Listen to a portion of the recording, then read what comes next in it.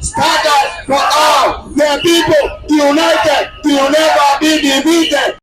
dadkani waxay ku qaylinayaan in dhammaan dadka soo galootiga ah sharci la siiyo oo midaasna loo midoobo si guul looga gaaro. waxay qayb ka ahaayeen dibadbaxyo toddobaadkan ka dhacay magaalooyinka kala duwan ee ku yaala gobolada dalkan Canada. qabanqaabiyaashu waxay ujeedka ku sheegeen sidii dadka soo galootiga ah sharci loo siin lahaa isla markaana ay u heli lahaayeen xuquuq dhammaystiran. We're here today in the hundreds because we are seeing that many migrants in this country are struggling. waxaan maanta innaga oo boqolaal qof ah aan halkan u joognaa waxaan aragnaa soo galooti badan oo ku dhiban dalkan. kuwo badan waxay dhibaato ka haysataa kirada guryaha, lacagta ay ku shaqeeyaan oo yar iyo sicir barar dhanka nolosha ah, halka qaar kalena aysan haysan xuquuqdooda asaasiga ah oo isma difaaci karaan maadaama aysan lahayn deganaansho rasmi ah. waxaan aragnaa in soo galootiga lagu eedeynayo dhibaatada ka taagan dhanka guryaha. dad badan ayaa lagu qanciyey in dhibaatada ka jirta dalkan ay sababeen soo galootiga badan, taas oo aanan sax iyo cadaalad ahayn. dhibaato kuma qabno ardayda badan ee ka imanaya caalamka iyo dadka badan ee soo galootiga ah, balse waxaan dhibaato ku qabnaa kuwa taliya ee diidan in la kordhiyo lacagta shaqaalaha, kuwa guryaha leh ee diidan in la dhimo kirada guryaha, iyo shirkadaha maciishada ee sii kordhinaya qiimaha cuntada. waxaan rabnaa xuquuq siman haddii aad tahay Canadian iyo haddii kale, taas oo macnaheedu tahay in qof walba uu helo deganaansho rasmi ah. We need equal rights for everyone, whether you're a citizen or not, and that means permanent resident status for everyone. dadka aanan dib u dejinta ka helin dalkan waxaa ku jira Soomaali kuwaasoo siyaabo kala duwan ku soo galay dalkan. sidoo kale Soomaalida la shaqeysa ururada u doodaya dadka soo galootiga ah ayaa qayb ka ahaa isu soo baxa.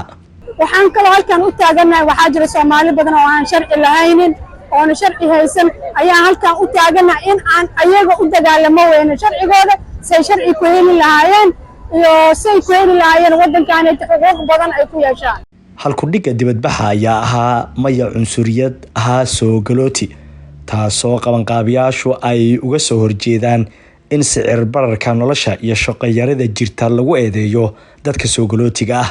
So we're saying no to racism because we are seeing a lot of conversation blaming immigration for the housing crisis. sababta aan u leenahay maya cunsuriyad waxay tahay waxaan aragnaa eedayn badan oo loo soo jeedinayo dadka soo galootiga ah oo lagu eedeynayo dhibaatada guryaha iyo shaqayarida. taasina waa cunsuriyeyn. waxaa la eedeynayaa soo galootiga beddelkii la eedeyn lahaa siyaasadaha dowladda ee arrimahaasi ku saabsan.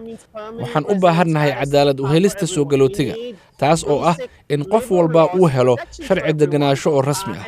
waxaan u baahannahay sharci shaqaalaha ilaaliya oo aasaasi ah. tan ugu yar ee lagu heli karana waa helista deganaansho rasmi ah. qof walba ayay dhibaatada haysataa, xitaa haddii aad tahay Canadian.